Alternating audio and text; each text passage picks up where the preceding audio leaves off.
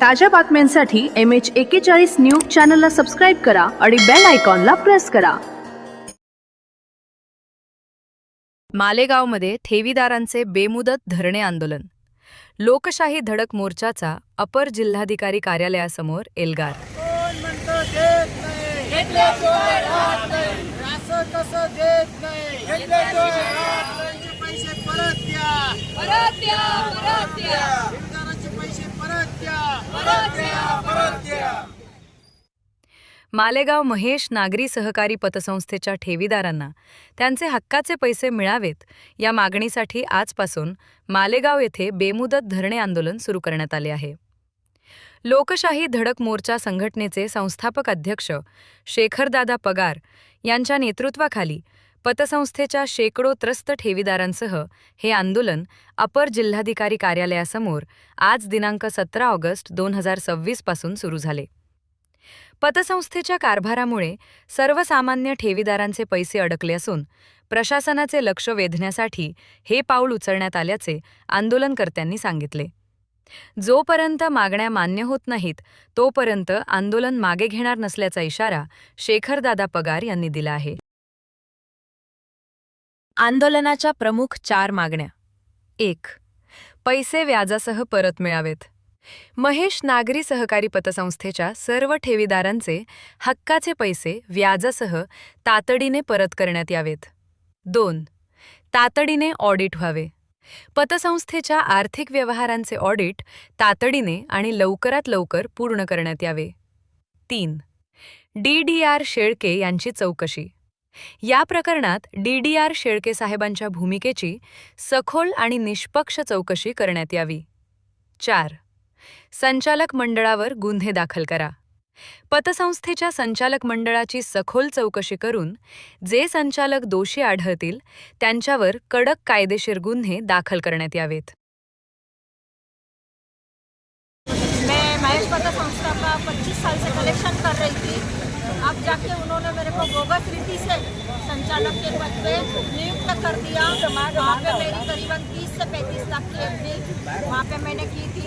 अब जाके जब मैं मांगने जाती हूँ तो हमारी सबकी दिशाभूल कर रहे हैं. हम सब ठेकेदारों की दिशाभूल कर रहे हैं कि हमने कर्जा वाटप किया और जब कर्जदार के नाम हम देख रहे हैं तो सब लोग बोल रहे हैं कि हमारे पास तो कोई कर्जा है नहीं, हमने नील कर दिया, हमारे पास नील सर्टिफिकेट.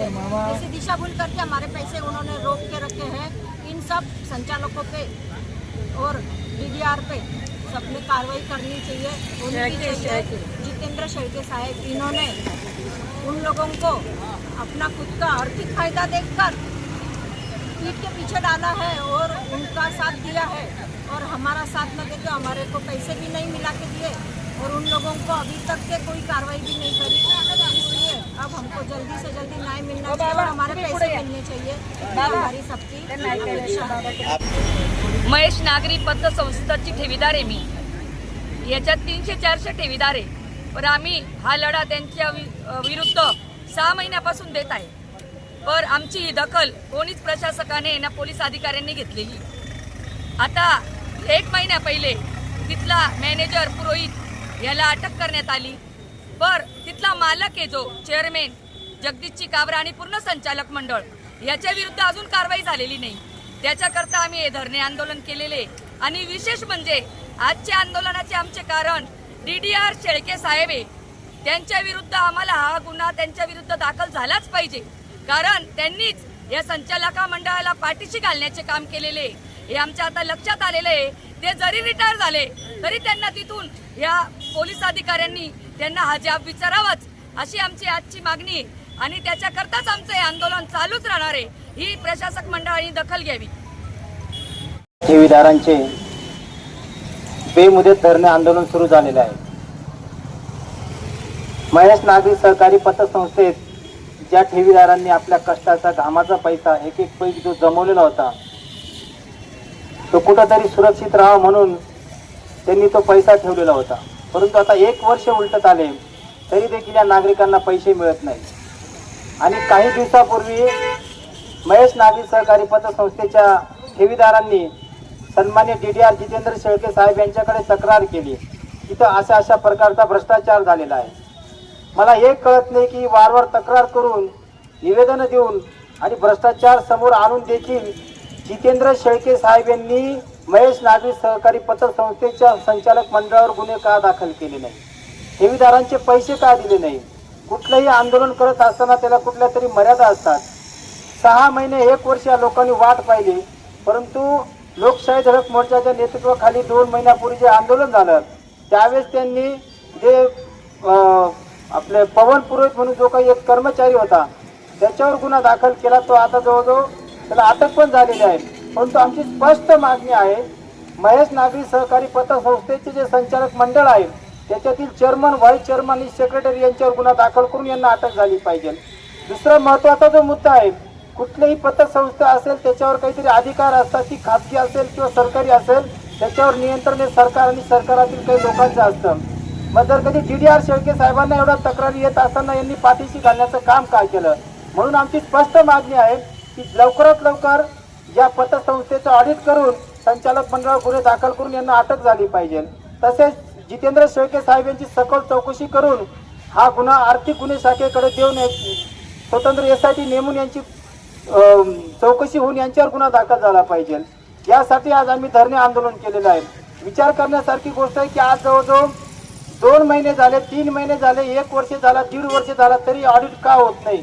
म्हणजे प्रत्यक्षरित्या जितेंद्र शेळके साहेब यांनी सहकारी महेश नागरी पतसंस्थेच्या भ्रष्टाचारी लोकांना वाचवण्यासाठी या लोकांना त्यांनी संभ्रमात टाकून यांना चुकीचा मार्ग दाखवून हे वेड्यात काढण्याचं काम या अधिकाऱ्यांनी केलं.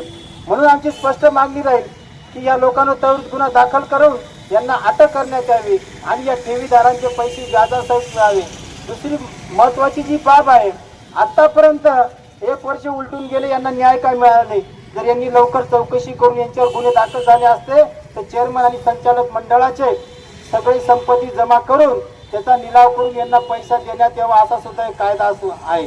मग त्या कायद्याचं यांनी उल्लंघन केलेलं आहे. जाणून बुजून यांनी पतसंस्थेच्या ठेवीदारांना वेळेत काढण्याचं काम केलेलं आहे. आज या आंदोलनाला पाठिंबा देण्यासाठी मातामठ तालीमचे सगळे पदाधिकारी तसेच आमचे बंधू दिनेशजी पाटील ज्यांनी आता नवीनच ते अध्यक्ष झालेले आहेत, मराठा महासंघाचे तालुका अध्यक्ष भरतजी पाटील यांनी देखील आपल्याला पाठिंबा दिलेला आहे. तरी वंचित बहुजन युवा आघाडीचे जिल्हा अध्यक्ष सन्मान्य शशिकांत भाऊ यांनी देखील पाठिंबा दिलेला आहे. माझी एक स्पष्ट मागणी राहील, आज हे आंदोलन 2 महिन्यापासून चालू आहे, 3 महिन्यापासून चालू आहे, पण कुठलीही राजकीय संघटना, सामाजिक संघटना पुढे यायला तयार नाही. आणि मग तो पुढचा विषय राहील ना.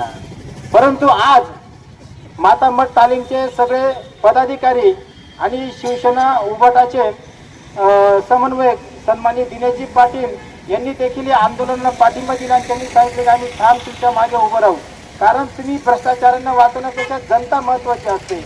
आणि शिवसेना उभाटाचं एक ब्रीद वाक्य आहे, 80% समाजकारण आणि 20% राजकारण. हे तंतोतंत सन्माननीय दिनेश भाऊ यांनी आम्हाला दाखवून दिलेलं आहे.